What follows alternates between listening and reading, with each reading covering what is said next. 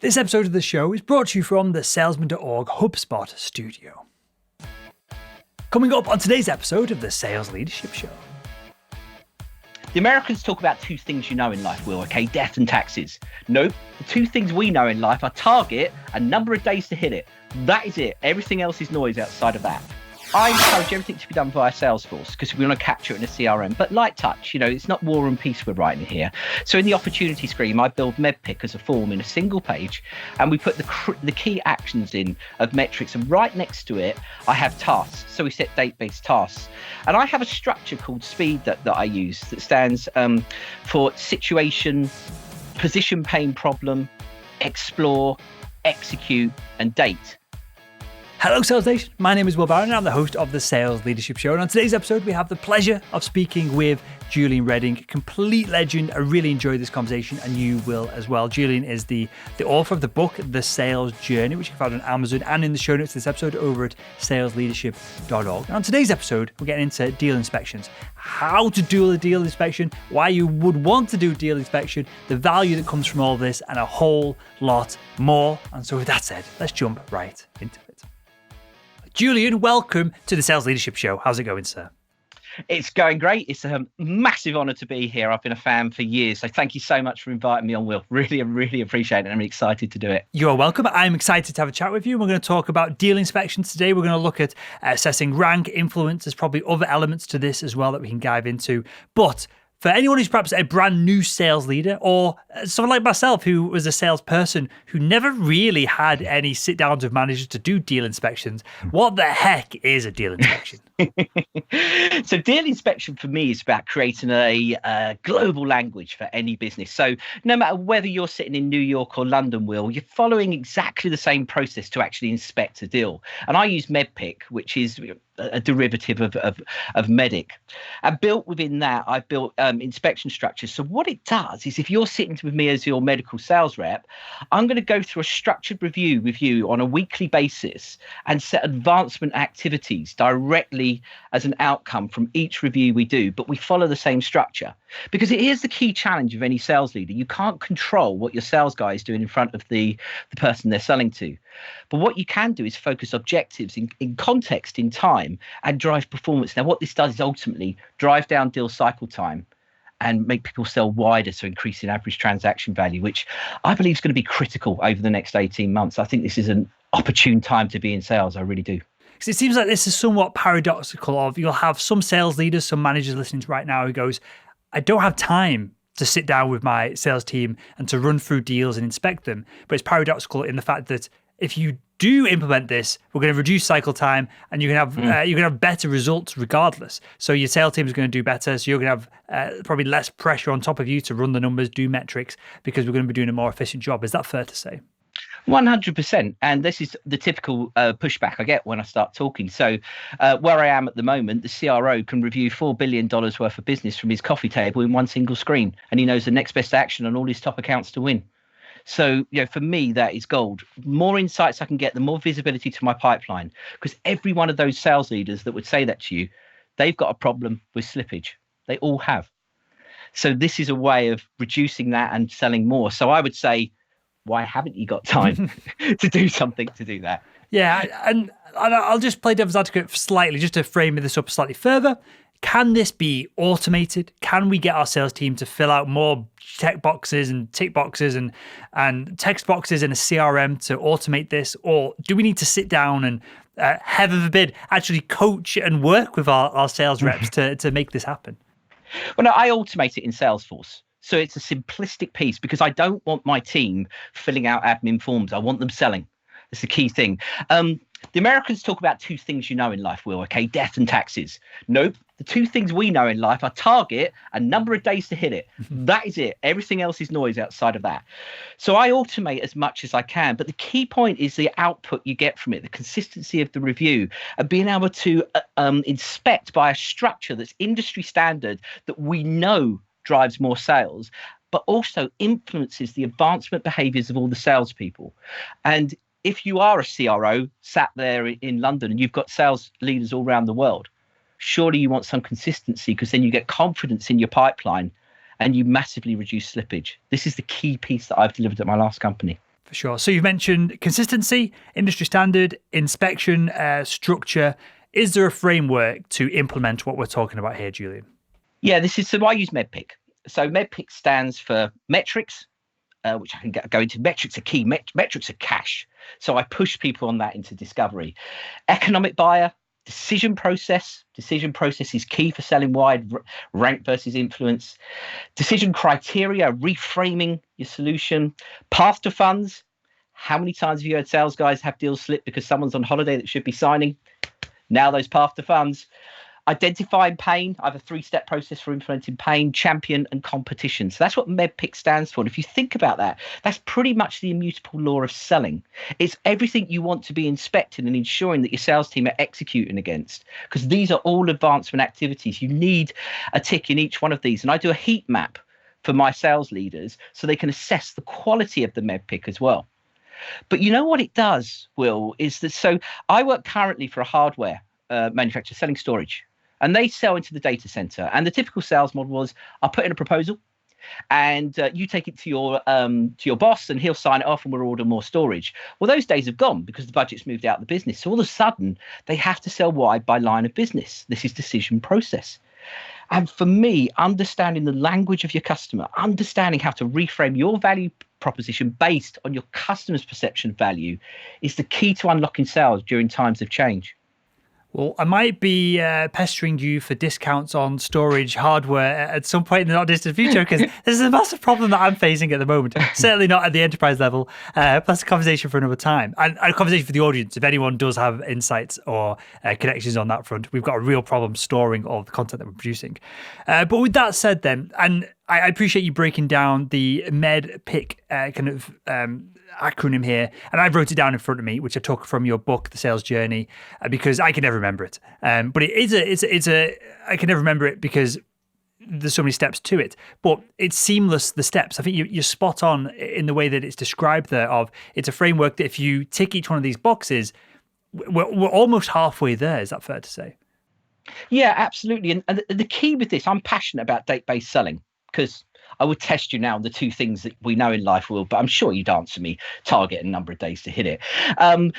What I do is within that. So, if you say to me, right, Julian, I've got this great deal, I'm going to sign it at the end of March. And I go, fantastic, Will, who's the economic buyer? And you go, I don't know. Guess what? I've got news for you. Have you detailed the path to funds? Oh, no, the guy at the place is doing that for me.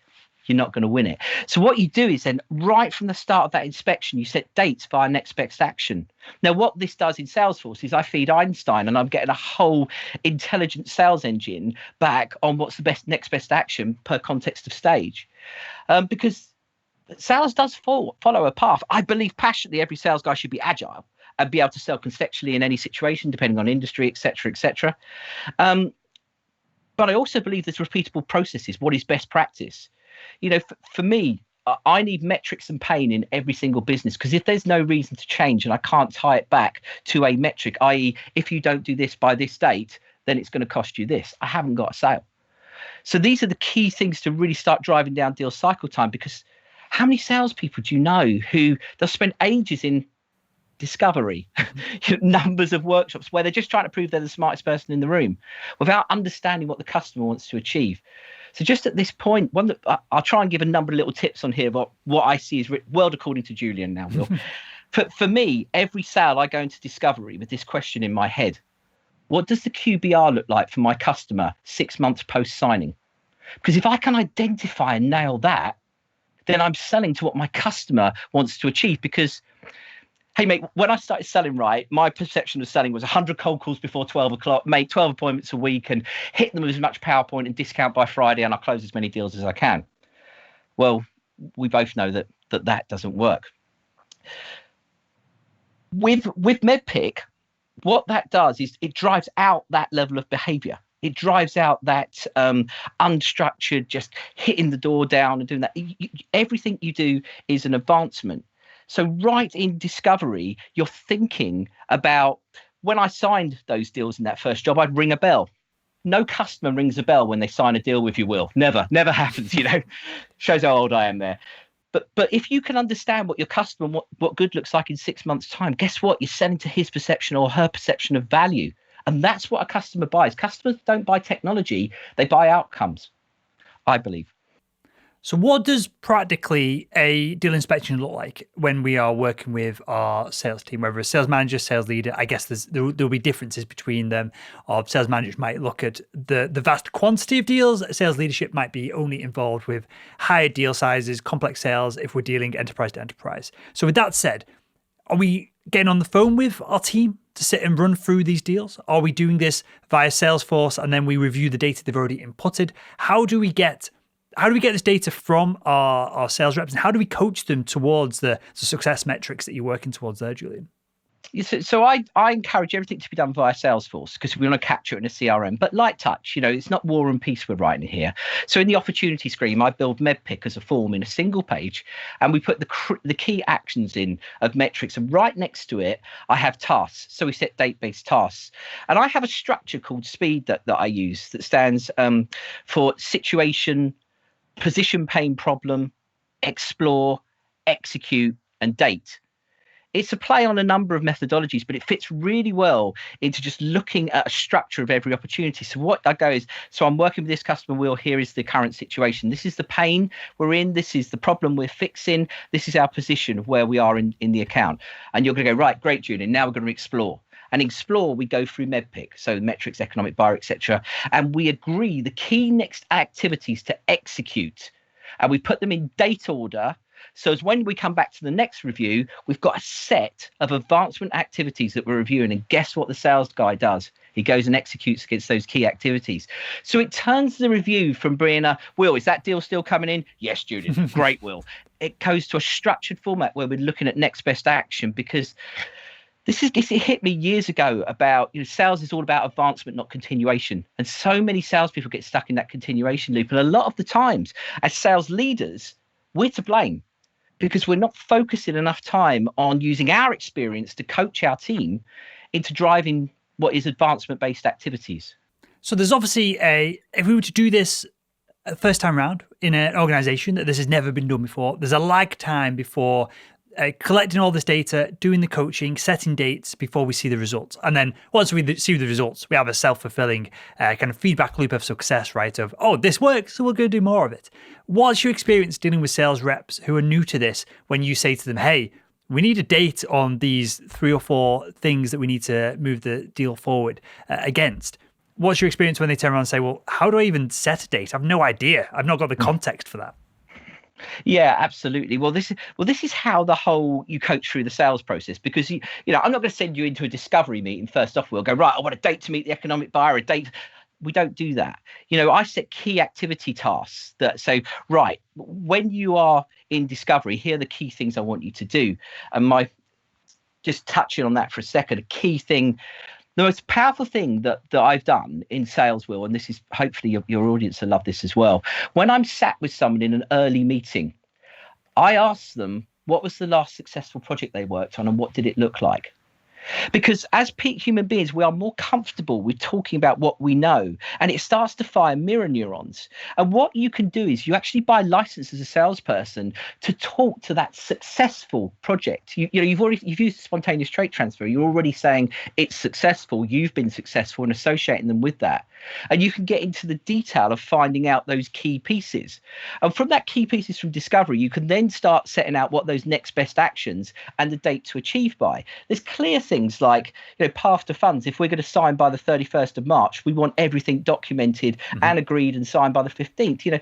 So there's clear things that do that. But what I do before implementing it, I run a coaching course on it, and I get salespeople's buy-in, because I can tell you as a salesperson, and thousands will back this up on this call, if you've used Medpic once, you just use it, even if your company doesn't, because here's what it does. It tells you what you don't know. Selling is all about retrieving missing information. Who is saying the no, for example, key thing in selling. So you just use it, Will, and then you start seeing the results. I've just coached a fantastic little consultancy company, and we were halfway through the day and they went on a sales call and used Medpic, and they got so much out of the one call. The guy come back on, he went, it was just incredible. They told us this, they told us that, they agreed to this date. He went, we've just reduced the sales cycle down to this quarter. what better sales message can you have on a course than that? But it really works. And the structure that it gives you it gives the salesperson more confidence because they've got a clear map to success. And when you've got that, you build momentum. And I'm massive with momentum in selling. But also it forces a bit more accountability on our sales leaders to say, this is the right thing for you to be doing now. Because we're sales leaders, because we have that strategic view of how to close sales business. So my experience with Medpic, Medic, whatever the kind of framework that we're using, we'll stick with Medpic in this instance, is that understanding the decision criteria of the buyer, and I found this both in medical device sales and as we now start to sell our training to the enterprise, and as we scale up that side of our business, that is the most crucial thing that I find that once we get that down, we can work everything against that. We can suss out dates, we can suss out timelines, even budget, finance, all that is wrapped up in this. We have this 3 steps process. We go to tender after a certain value, whatever it is. And I also find that when we're doing coaching internally over at salesman.org, this is the one thing in the Medic or Medpic acronym that gets underlooked. And it may be for someone who's less experienced, it's a weird or difficult question to ask the buyer, hey, how do you make these decisions? And for someone more tenured like yourself, certainly, and less tenured and less experienced, but a little bit more tenured than average, perhaps, myself, I don't feel bothered about asking it. I guess it's unconsciously competent for both of us to be able to ask these questions. So that's my experience within that kind of framework of the biggest bang for buck and perhaps most difficult for new salespeople to pick up. Is there any elements of Medpic that you find either counterintuitively or obviously have the biggest bang for buck from your perspective of we should really, if we're going to focus on, we're going to get numbers and dates and everything, but focusing on this one part of it has the biggest impact on the sales cycle? Well, for me, it's metrics. It's understanding, what you're going to be able to do for your customer, what they're going to be able to achieve, whether it's above the line, below the line. Is it savings? Is it increasing share value? Is it doing things more effectively? Really understanding what the customer needs to achieve. Because, I would propose to you, Will, that every single budget that's been assigned has an outcome agreed against it now. Gone are the days of giving a bit of money to get the latest shiny thing. If I can just step to the side for a second, what I've done with Medpic is evolve it based on my own experience. I love the framework and the guys that did it were brilliant, but decision criteria I used how you described, but also I bring the behavioural element into it. Because in decision process, we should understand the influencers across the business, because we know there's a minimum of 4 to 6 people in the decision-making cycle that we're selling to, minimum. And they've got influence underneath, so we've got a lot of coverage to do. So with decision criteria, I challenge my team on technical, business and personal. So with decision criteria, if you are a CRO, you are completely interested in something else than a CCO or a COO or a CTO. So what we do in decision criteria is reframe our solution based on metrics, based on pain, tying our unique selling value to what our customer's perception is value by line of business, if that makes sense. So if I'm selling to the CMO, I'm going to talk about how we can structure his unstructured data for more targeted mailing and understanding more about the customer journey. If I'm selling to the CTO, I'm going to sell him on the industry-leading technology we have. Sure. If I'm selling to the chief architect, I'm going to talk to him about seamless integration and everything we do that fits within those buckets. So I challenge each salesperson, what is the decision criteria of everyone in the decision process? Because if you're not speaking the language of your customer, you are talking at them. Going back to the premise of this episode, deal inspections, assessing rank and influence, we're alluding to it now, right?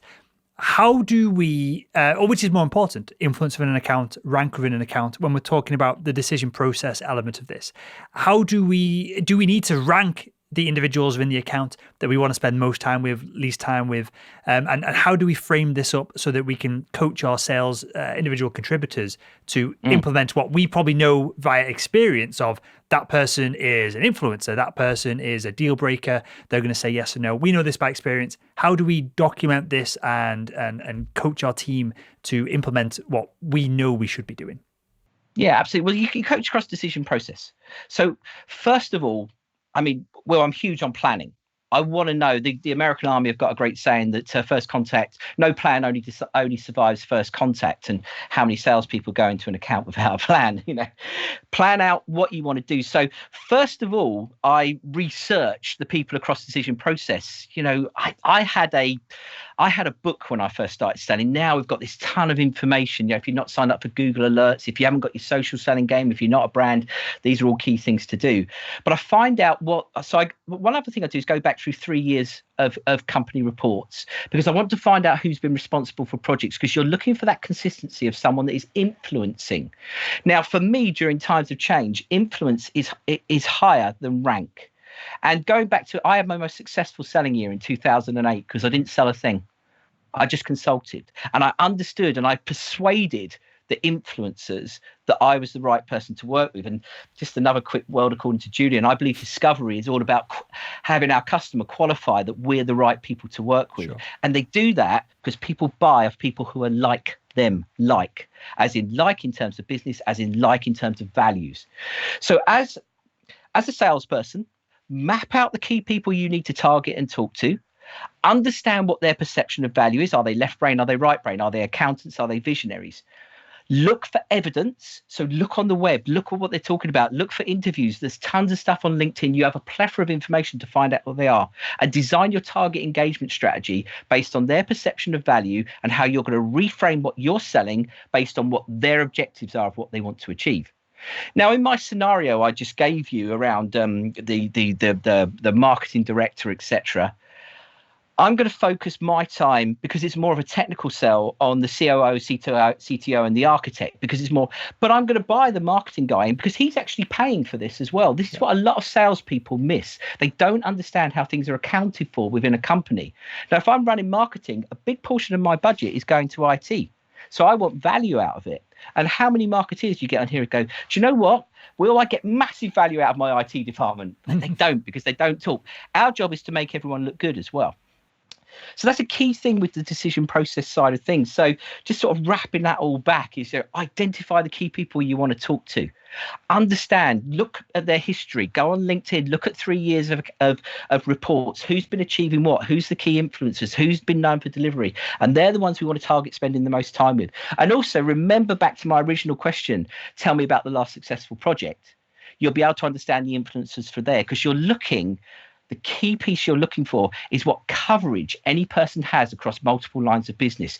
You must have sold to them. I know your space relatively well. Hardly well. Boehringer Ingelheim, AstraZeneca, GlaxoSmithKline. And there were certain people that just have reach across all business units.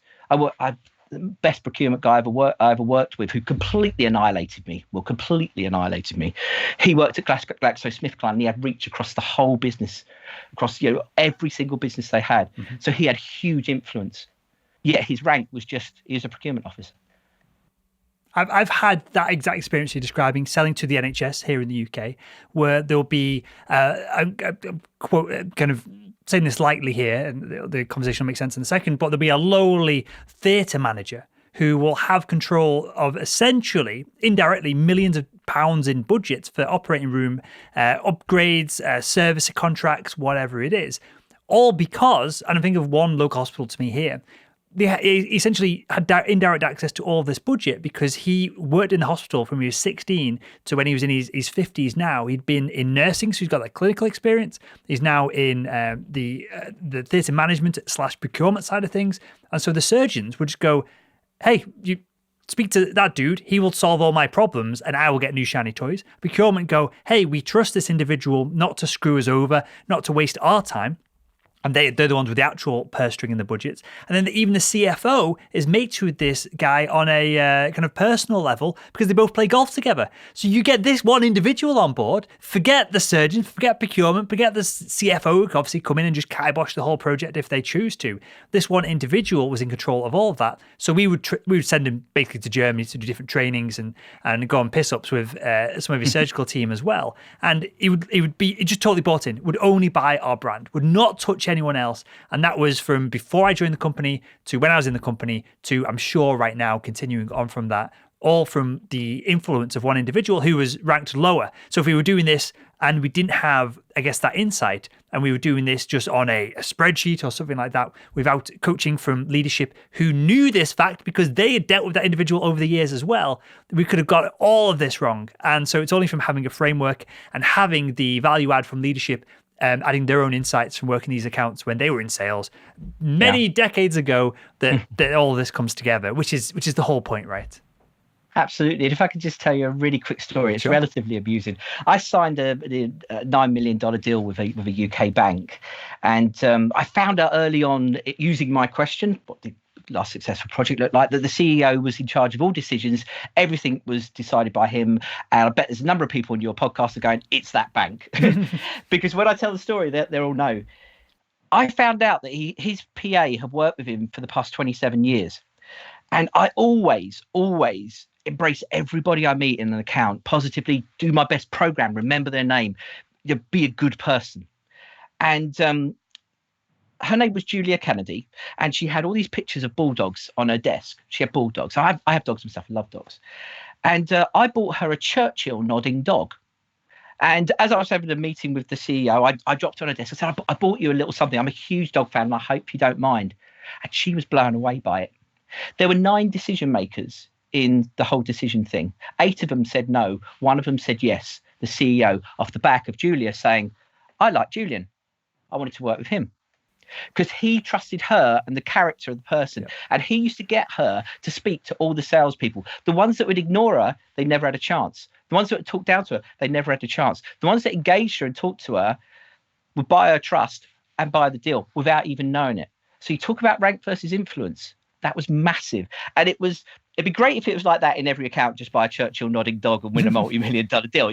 It's not, but it just talks to this value of really in discovery, finding out who the influencers are in any account, because it's not always at rank. Rank's important, but it's not always, and especially during times of change, because this is when people go to their A players, the ones that are known for delivery, the ones that are given they're the ones that come to the fore, because everything has to have an outcome. For sure. There's a separate side conversation here about the ability to build rapport.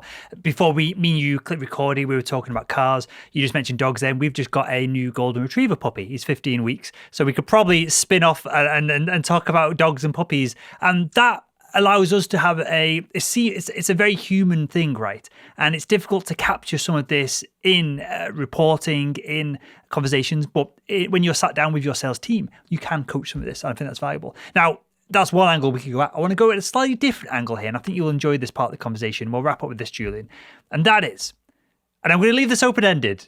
I know you listen to the show, or you have listened to the show, so you might know my thoughts on this, but the process of just putting a plan in place has more, I feel, has more value than what it seems. Now, some people might say it's the law of attraction. You put something out in the universe, you put a firm date on it, and you're more likely to achieve it. The universe is going to give you what you give back. I think all that is bollocks. But what I do believe is that if you put something into place, your brain, whether it's your subconscious, your reticular activating system, whatever it is, goes, okay, we're moving towards this, and you notice things. You are more optimistic. You will spot opportunities versus if you don't have a plan. So with that said, and you can give me a feedback on what I just kind of alluded to and poo-pooed there in a second, Julian. But with that in place, how much value is there just to putting a plan on the table? Is there more value in that for hitting goals and crushing targets? Putting a plan in place, even if it's a terrible plan, just because it gives us some alignment? Is the value in that alone? Absolutely, 100%. It's a statement for me of how you're going to play the game. You know, no coach of a football team is going to go and just play. Yeah, just go and play. Everything has to be planned, and that's. It's something I wish I'd have found out earlier in my career. Now, if I can just very quickly here, we talked about cars. When I got my first big job at Siebel Systems back in 1999. They were a CRM company bought by Oracle.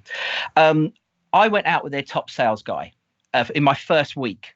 And I had a red 316 BMW and thought I was BBS alloys on it. I'm the man here. I come off selling 30 grand deals in my last place. And I'm actually going in and I'm thinking, I can help this guy a bit. I might be able to give him some tips on what I do and see where I can help him.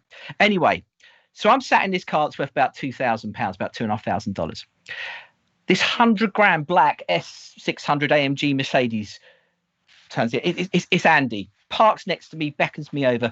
Will, I opened the door to be hit by leather and sit in a seat that was just made for me and no one else. And I was sitting there all comfortable and looking at this beautiful car.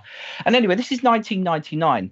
And Andy pulls out this big map, unfolds this huge map, Will, and in it is every single person across the organization, ranking all their influence, what his conversation strategy is, what words he used, what language, what elements he's going to position, what his target activities were. Everything had, it was this massive map, and he's going, right, Julian, listen, over here we're doing this person, don't mention this person, influence, and he's talking me all through it. And Will, I looked at him and I thought, wow, what a waste of time. What a waste of time. And then I looked at my BMW, I looked at his Mercedes, I looked at his BMW, I looked at my at his Mercedes, and I said, Julian, you're an idiot. And a light went off in my head like that. Everything has to be planned. And this guy owns a castle in Scotland, multi-millionaire, genius sales guy. But he says himself he wasn't ever the best salesperson, but he planned everything. Everything was an advancement, going back to two things we know in life. I had a similar experience, and probably slightly Freudian of why this Nissan GTR is at my table. I rocked up. I just picked up my brand new BMW 3 Series estate, custom alloys and stuff on it. Similarly, in my last sales job, I thought I was the bee's knees. Probably like 35 grand's worth of car. Well, the organization just bought another company, a smaller company that fitted out operating rooms. And this was the chief managing director or the managing director of that organization that's been purchased. He rocks up in a brand new, they'd just come out, R35 Nissan GTR. And I had a similar kind of, oh, maybe there's different levels to this game. I thought I was doing okay. This dude just sold a company, rocks up in his Nissan GTR and just waltzes across the place, and all the sales reps going, friggin' hell, look at that badass. And then the actual managing director of the large organization rocks up in a very similar to what we had BMW. So there's clearly multiple levels, and there's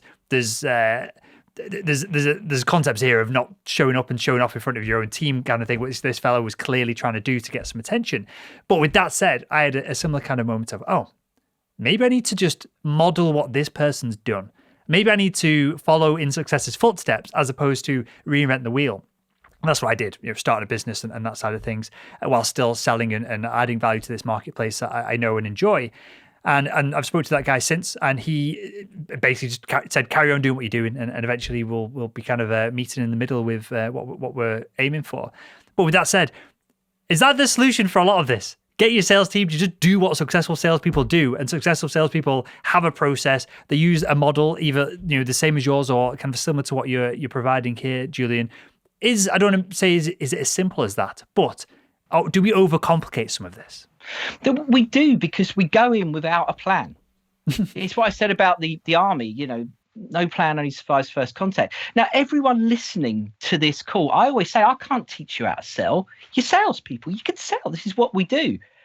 Now, imagine if you have a plan to do it. If we're taking all those skills and we're organizing them in the right order, and you know everything you're going to do to execute, think how much more you're going to sell, because you're going to reduce your deal cycle time, because you're going to know what you're doing on a daily basis. Now, when I was quota carrying, every Sunday night I'd review my week's activity. And here's a challenge for every single salesperson who's listening. What are you going to do with your 50 hours next week? You've got 50 hours of selling. What are you doing with it? How are you going to account for it? Think of it like being an accountant. And that's why my time was my money.